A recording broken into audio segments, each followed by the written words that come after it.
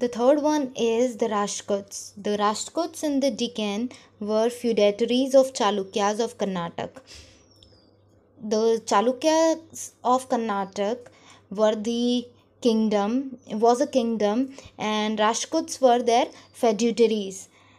As Chalukyas granted land to Rashtrakuts, they became later on they became a kingdom, a independent kingdom. However, Dantidurg overthrew Chalukya kingdom, and however the Dantidurg defeated Chalukya kingdom, Kirtivarman in Deccan, and founded Rashtrakud kingdom. Dantidurg overthrew Chalukyas and Kirtivarman, which is located in Deccan, and then he founded Rashtrakud kingdoms. Rashtrakud territory reached its zenith under their able ruler Amogh Now, Rashtrakuta अपनी zenith पर मतलब highest supremacy या highest powerful कब था under the ruling of Amogha Varsha. He set up a new capital at Manyakheta and Malkhed और उन्होंने एक नई कैपिटल बनाई जिसे उन्होंने एक नया नाम दिया, दैट इज़ मान्यखेता और Malkhed. During his reign Broach became the best port of region और उनके रेन में during his ruling time Broach एक बेस्ट पोर्ट बना उस रीजन का. The Rashtrakuta territory spread from Malwa in the west to Kanchi in southeast. अब उनका जो रूलिंग एरिया है वो भी उन्होंने स्प्रेड किया, एक्सपांड किया. मालवा से लेकर मतलब मालवा इन द वेस्ट से लेकर Kanchi in the south east तक उन्होंने रूल किया. The rulers of this dynasty were great patron of art and architecture. इस पर्टिकुलर डायनेस्टी के जो रूलर्स थे, जो किंग थे, उन्हें आर्ट और आर्किटेक्चर बहुत पसंद था. They were lovers of art and architecture. This is evident by the beautiful temples built by the rulers at Ellora and Elephant Caves. और उसका एविडेंस आज भी हम देख सकते हैं. उन्होंने बहुत सारे टेम्पल्स को बिल्ड किया है एलोराज में और elephant caves. Krishna first was their king. He build a Kailash temple at Ellora. So इससे पता चलता है कि उन्हें आर्ट और आर्किटेक्चर कितना पसंद था. The Turkish invasion. After the fall of Gujara Pratihara's empire, there was a small independent power like Ghadwalas in Kannauj, the Parmars in Malwa, the Chalukyas in Gujarat, the Chauhans in Ajmer, and the Tomar in Delhi, and Chandelas in Bundelkhand. जैसे ही गुजारा प्रतिहारास का जो empire है वो decline होना start हुआ, बहुत सारे स्मॉल किंगडम्स जो थे वो क्या होने लगे, अराइज होने लगे. उसमें बहुत सारे थे जैसे कि परमार, चालुक्यास, चौहान्स, ये सारे क्या है स्मॉल किंगडम्स या एम्पायर्स जो थे वो क्या किंगडम्स जो थे वो इमर्ज होने लगे. Their conflict with each other helped the Turkish invader to capture the territories of Punjab and Delhi. अब इन पर्टिकुलर जो टेरिटरीज थी या जो किंग्स थे, इनके कॉन्फ्लिक्ट के बीच में क्या हुआ कि टर्किश इन्वेडर इंडिया में इंटर हुए. टर्किश ने अटैकर्स जो थे वो इंडिया की कुछ टेरिटरीज में अटैक करने लगे, जैसे कि Punjab and Delhi. One of which is Mahmud Ghazni. उसमें से एक है Mahmud Ghazni. One of the most prominent Turkish ruler who invaded the Indian subcontinent was Mahmud Ghazni. अब इसमें से मोस्ट फेमस एक टर्किश रूलर है जिन्होंने इंडिया को के इंडियन सब कॉन्टिनेंट्स को क्या किया, अटैक किया. He mounted 17 plundering expeditions between 1000 to 1027 CE in north India. अब उन्होंने 17 टाइम प्लंडरिंग की. प्लंडरिंग मतलब कि लूट करना, है ना, लूटना. सो ही plundered 17 time between 1000 to 1027 CE. और इंडिया के किस पार्ट में, नॉर्थ पार्ट में उन्होंने प्लंडरिंग की. एंड एनेक्सिंग पंजाब, और ऑलमोस्ट पंजाब को उन्होंने क्या किया, कैप्चर कर लिया. Mahmud Ghazni came to India with the objective of looting wealth. अब महमूद गजनी जब इंडिया आए तो उनका जो एम था वो क्या था, ऑब्जेक्टिव था कि वो लूट करेंगे ऑफ वेल्थ, मतलब जो वेल्थ होती है, पैसा होता है, उसकी लूट करेंगे, gold coins and all. Therefore, the most of his raid were concentrated around the important cities like Thaneshwar, Mathura, Kannauj and Somnath, which had immense wealth. और इसीलिए उनका जो concentration था वो completely important temples के ऊपर था, राइट. जैसे कि थानेश्वर, मथुरा, कन्नौज, सोमनाथ, जहाँ पे इमेंस मतलब लार्ज अमाउंट में वेल्थ थी. He used this wealth to create a splendid city at Ghazni. और उसने वो सारी वेल्थ कहाँ पर बनाए, कहाँ पर यूज़ की, for creating a beautiful city. Splendid का मतलब होता है ब्यूटिफुल. ब्यूटिफुल सिटी को बनाने में, गजनी में एक ब्यूटिफुल सिटी को बनाया. In 125, he attacked, looted and demolished the most celebrated Hindu temple of Somnath near the coast of Gujarat. 125 के around Mahmud Ghazni came to India and he attacked, looted, loot की, and demolished, he destroyed, right, the most celebrated Hindu temple. एक most famous जिसको लोग बहुत मानते हैं, उस temple को उन्होंने क्या किया, अटैक किया, वहाँ पे लूट की और उसे डिस्ट्रॉय किया. The temple was Somnath temple near the coast in Gujarat. Gujarat के कोस्टल एरियाज के अराउंड एक टेम्पल है, सोमनाथ टेम्पल, वहाँ पे उन्होंने 7 अटैक किया.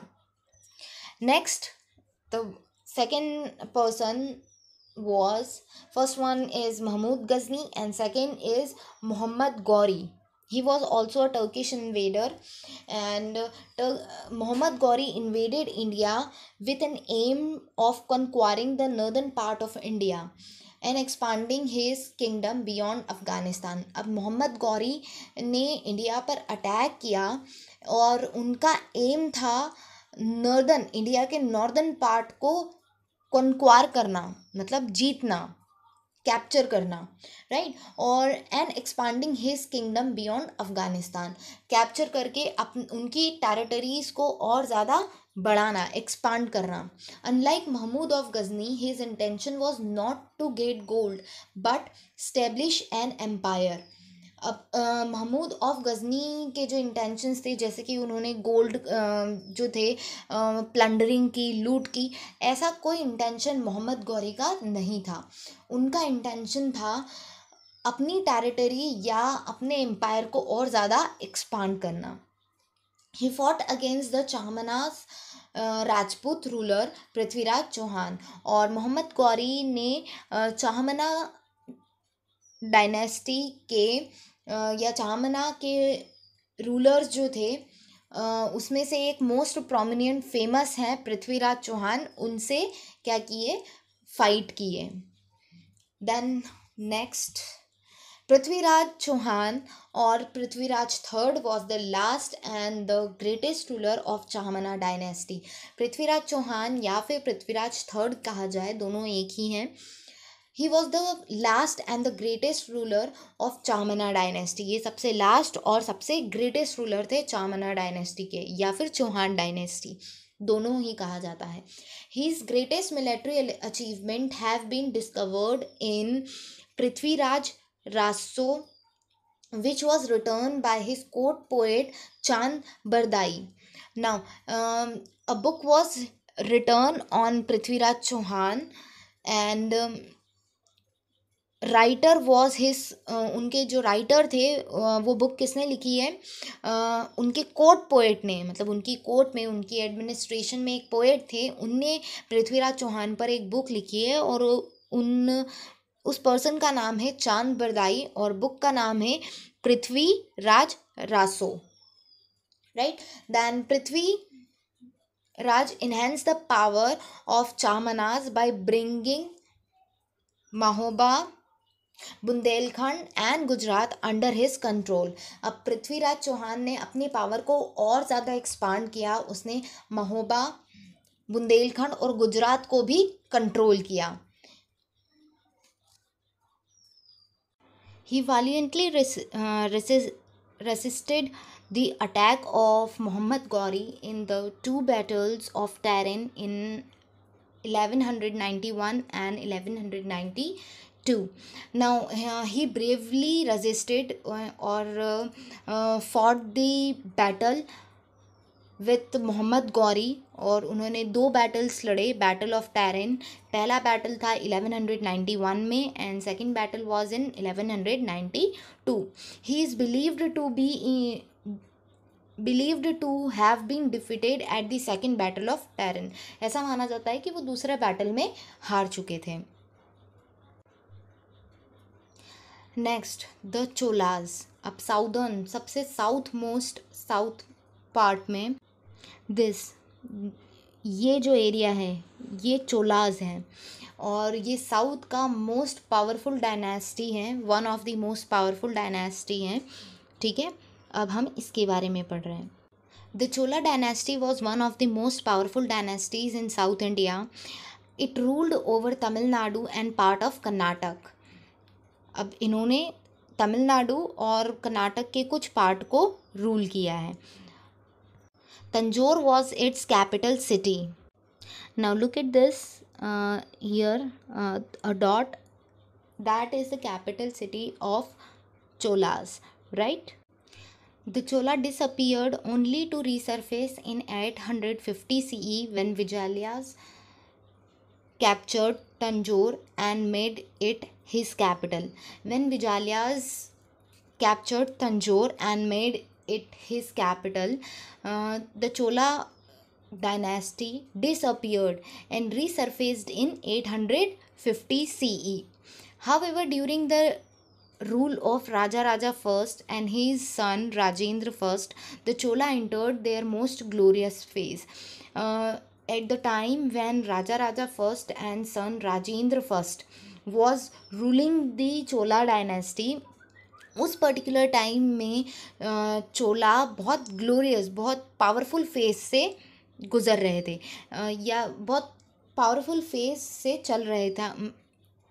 दे expanded the kingdom beyond south India to Sri Lanka, Java and Sumatra. At that particular time उन्होंने अपना किंगडम और ज़्यादा एक्सपांड किया, साउथ से लेके श्रीलंका तक, जावा, सुमत्रा, ये सारी प्लेसेस पर उन्होंने रूल किया। By his ability, prowess and military skill, Raja Raja first defeated the Cheras and seized Madurai. अब राजा राजा फर्स्ट ने अपनी एबिलिटी, अपनी मिलिट्री स्किल और अपनी स्किल से चेरास को डिफीट किया और सीज कर लिया मदुरई को। He invaded Sri Lanka and annexed its northern part, which became a Chola province, and named it Mamadi Chola Mandalam.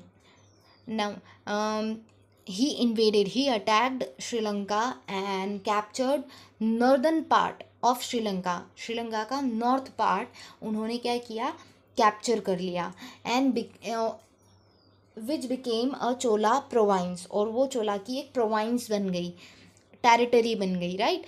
And named it Mummadi Chola Mandalam, और उसका नाम भी चेंज कर दिया। Raja Raja first then overran the eastern Chalukya who eventually accepted his authority. अब since जो चालुक्यास का rule था, राइट, उसे चोलाज ने ओवररन किया, मतलब राजा राजा फर्स्ट ने उसे ओवररन किया। चालुक्यास तो किंग थे ही, लेकिन राजा राजा फर्स्ट और उसे रीरन करने लगे, रिकैप्चर करने लगे। Then Raja Raja first constructed the beautiful Shiva temple at Thanjavur called Raja Rajeshwara temple. अब राजा राजा फर्स्ट ने एक ब्यूटीफुल शिवा टेम्पल तंजूवर में कंस्ट्रक्ट करवाया, जिसे राजा राजेश्वरम टेम्पल कहते हैं। An account of Raja Raja first exploits it engraved on the wall of the temple। Raja Raja first के जितने भी एक्सप्लॉइट्स हम बोल सकते हैं, उनके जो डीड्स हैं या उनकी जो मेमोरीज़ हैं जो उन्होंने किया है, वो सब टेम्पल्स की वॉल पर इंग्रेव्ड हैं। His son Rajendra first